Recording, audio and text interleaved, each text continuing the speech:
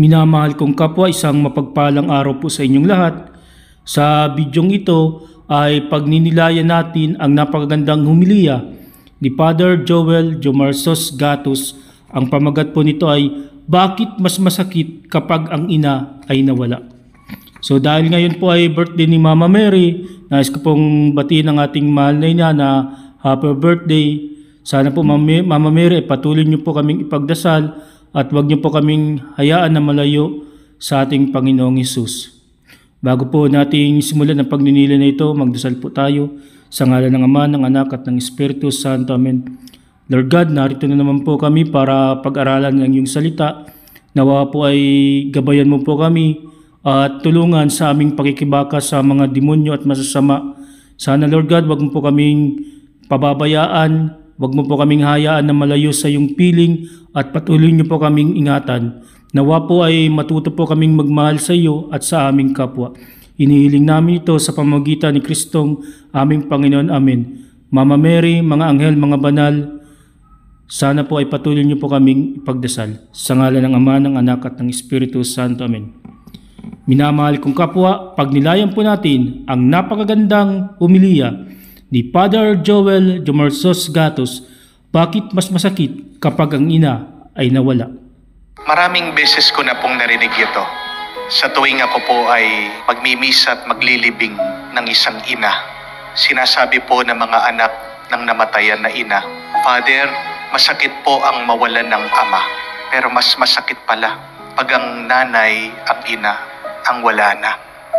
So totoo naman po yun na masakit po talaga ang mawalan ng ina. Sa karanasan ko po, so graduating high school po ako noon nang mawala po yung mama ko. Namatay po siya sa sakit na breast cancer. Tapos araw ng Pasko, diniklara ng Philippine General Hospital na ang sakit ng mama kong ni Mama Salome na breast cancer ay umakyat na sa utak.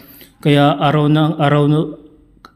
ng Pasko, nagsisiyakan kami, yung mga kapitbahay namin, nagsisipagkantahan. Tapos December 26 ng madaling araw, tinawag kami ni Mama, paunti-unti tinawag kami sa pangalan. So ang sitwasyon niya noon, malabo ng mata, kalbo na po yung buhok niya.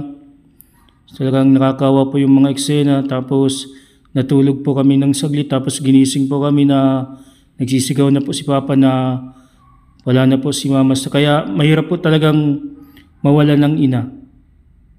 I always hear that the sadness of losing a mother, mas masakit.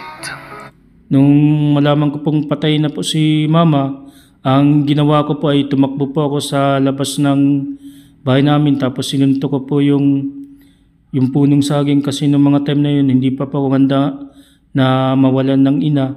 Pero sa paglipas ng panahon, sa pagsiserve ko po sa simbahan, sa pagiging sakristan mayor, nalaman ko po na ang lahat ng mga nangyari sa aking buhay ay plano ng Diyos, parte yun para subukin ng Diyos kung gaano ako katibay at katatag. Bakit kaya? Oo, masakit na mamatayan ng ama, pero mas masakit ang mawalan ng ina. Ito siguro dahil ibang pagmamahal ng ina. When mothers love, it is very different. And we always ask for the help of our mothers. Palagi nating inaasahan kasi ang tulong ng mga ina. Kamukha na lang po pag may nawawala sa bahay, di po ba? Sinong palagi mong tinatawagan? Sinong palagi mong tinatanungan? Ang nanay. So napakahalaga po talaga na ang pagkakaroon ng presensya ng ating mahal na ina. Kaya habang buhay pa po ang ating mga mahal na ina, habang buhay pa po ang ating mga ina, ay pahalagahan po natin ang kanyang mga sinasabi, pahalagahan natin po siya, ipagdama po natin ang pagmamahal sa kanya. Dinig mong mga bata, Ma, nasan yung medyas ko? Mami, nasan yung remote? Pati yung asawa niya, maririnig mo, Honey, nasan yung susi ko? Parang alam lahat ng ina. Siya kasi ang reyna ng tahanan. So ang ina po ang reyna ng tahanan. Siya po talaga yung nakakaalam ng mga bagay na makakabuti po sa atin. Talagang nakakaalam. At ganyan din po, di ba? Pag dumadaan ka sa problema, pag meron ka suliranin, iba pa rin pag sinabi mo sa iyong ina. When you open your problems, when you open your hearts to your mother, nakakagaan ng loob. At alam din ng ina, pag mayroong problema ang kanilang anak, dama ni... So nakikita niyo po kung gaano kadalisay po yung ina. Alam niya po kung may problema, dama niya po yung ating mga hinain, alam niya yung mga pinagdadaan ng hirap natin at laging nandiyan po ang ina para damayan po tayo. May kumikirot sa kanilang puso at pag nasaktan yung bata, pag nasugat yung anak, kanino ba siya tumatakbo? Di po ba sa kanyang ina? Kasi palaging nandun yung yakap ng ina at yung kanyang boses, tinig, nakakalubag ng loob, nakakawala ng sakit. Kung nasaan yung gasgas, hahawakan lang ng ina, parang may magic touch. Pagkatapos hahalikan niya, okay na naman, aalis na naman yung bata. Pag meron tayong sakit, ang ina, siyang palaging nandyan, nakaantabay, nag-aaruga. Kaya nakita niyo po kung gaano po yung kahalaga yung pagmamahal ng ina kapag nagkakasakit, lagi po siyang nandyan. Kapag nagkakasakit tayo, madarama natin ang pagmamahal ng isang ina dahil lagi siyang nandyan, lagi natin siyang karamay. Naalala ko nung buhay pa yung mama ko, dahil nga sakitin ako, may asma ko, palagi niya akong dinadala sa Parish Enshrined of St. Anthony de Padua. So, dinarayo pong simbahan yun sa Camarines Norte, sa Mercedes po. Tapos sinusutan niya pa ako ng damit ni St. Anthony de Padua. At kapag may pagkakataon, sila ng lola ko, nung nabubuhay pa po yung lola ko, nagsisimba po kami sa Naga, sa Peña, Francia. Naman, mapapansin niyo po, no? Sa mga may sakit talaga, pumunta kayo sa hospital. Pag grabe yung sakit nila, minsan cancer, pag sobrang sakit ng kanilang nararamdaman, pakinggan niyo po, pansinin niyo, sino ang sinisigaw nila? Kanino sila tumatawag? Sa kanilang mga ina. Maririnig mo, ina ko po! Na!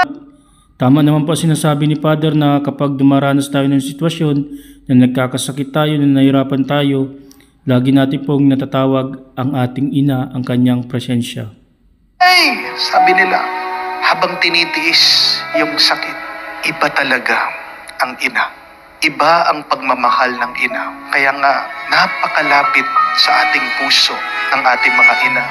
At pag sila'y nawala, napakasakit. Hindi po ba? At ito po ang ating pasasalamat, ang kanilang pagmamahal. Kaya pasalamat po tayo kung may mga ina pa tayo dahil ang kanyang pagmamahal na inaalay sa atin ay wagas at dalisay. Walang tigil na walang kumpay.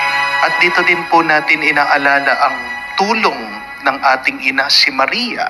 So mahalaga po na hilingin po natin ang tulong ng ating inang si Maria. Siya ang maglalapit sa ating kay Jesus. Kaya palagi po nating hingin ang tulong ni Mama Mary. Saka lagi niyo pong tatandaan, takot ang demonyo kay Mama Mary. Kaya lagi natin pong hingin ang tulong ni Maria, lalo na po kapag tinutukso po tayo ng demonyo. See the title that we give to Mary, Perpetual Health, walang hanggang tulong.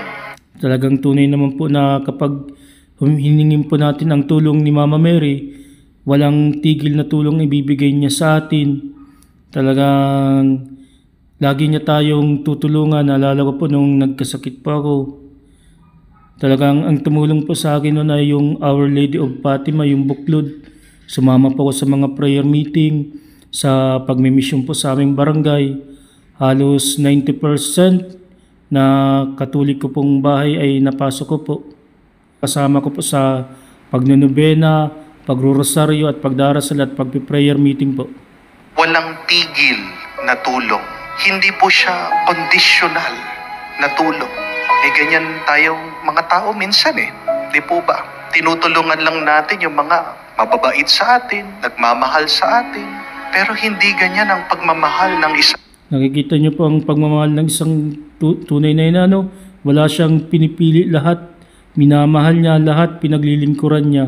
Ang ina, lalong-lalo na ang ating mahal na ina si Maria.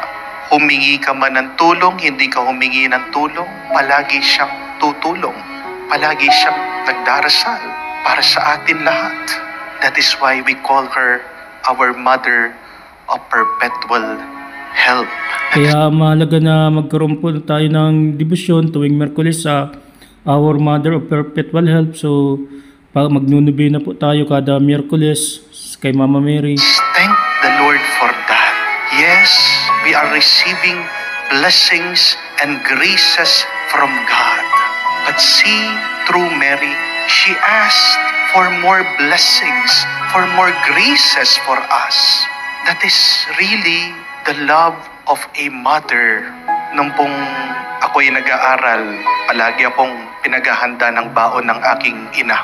Pero habang tumatanda na po ako, hindi na po ako nagpapadala ng baon. Nakakahiya. Tanda-tanda ko na meron pa akong baon. Gusto ko, pera na lang, bibili ka na lang sa kantin.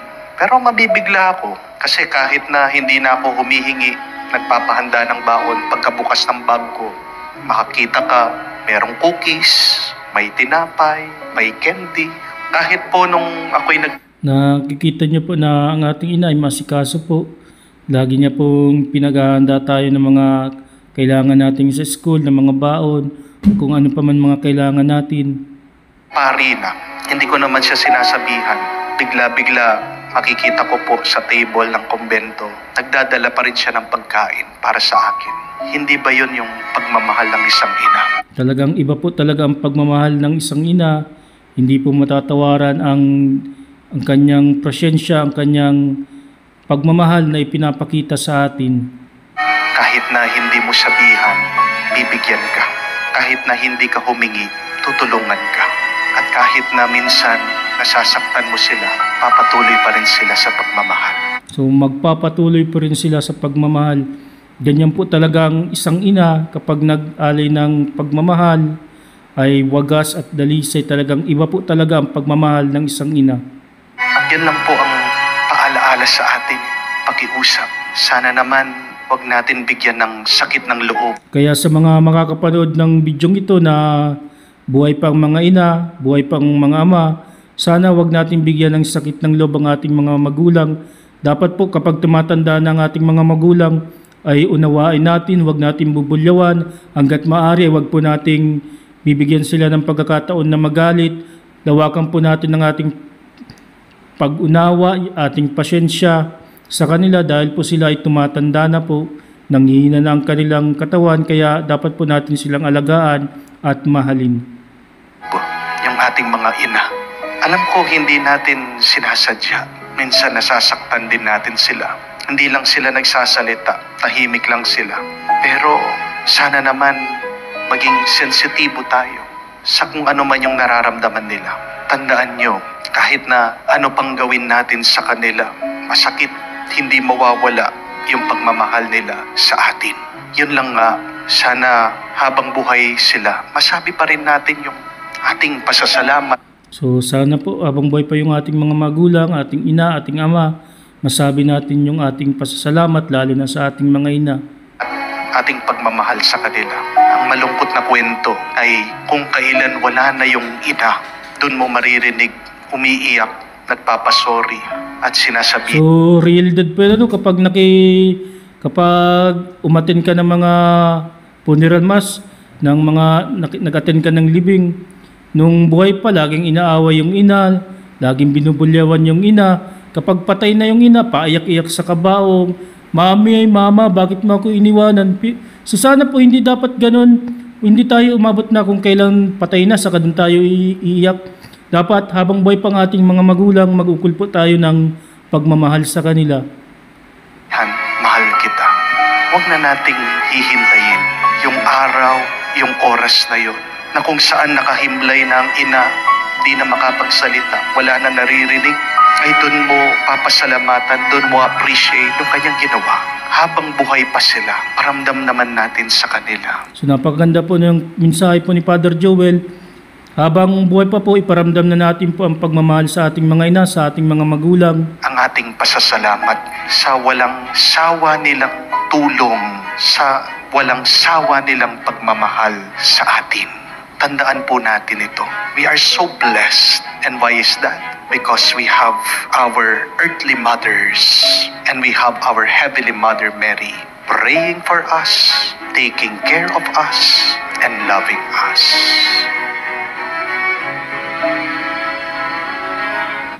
God say, as one whom his mother comforts, so I will comfort you. So napakaganda po na magkaroon po tayo ng pagkalinga sa ating mahal na ina.